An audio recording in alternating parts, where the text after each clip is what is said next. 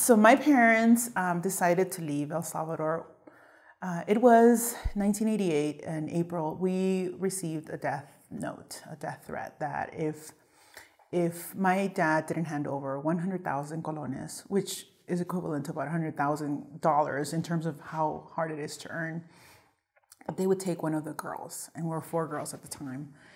And so he decided to pay to just keep everyone quiet. And but in the meantime, he started getting visas for all of us. And he was a merchant. He used to come to the U.S.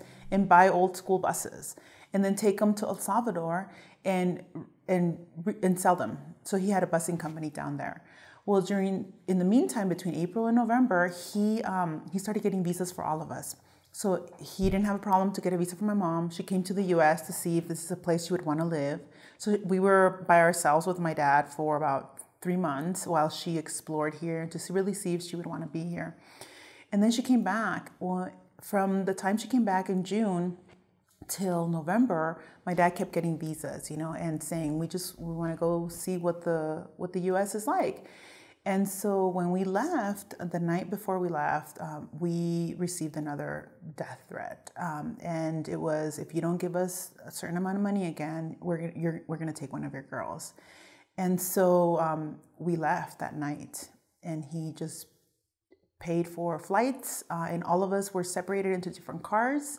So my aunt drove some people to the airport, other people drove, we just were separated. And that's when I asked my dad, I said, why did you separate us? And he said it was because if one of the cars was bombed, at least some of us would survive. And then we came to the US thinking we were going to Disneyland. When anyone asked us, we said we're going to Disneyland. We had matching shirts that said El Salvador. We were so excited. We didn't know we were leaving the country at the time. They didn't want us to know because it would have put a different face, And so when we got to the US, we didn't go to Disneyland for a long time.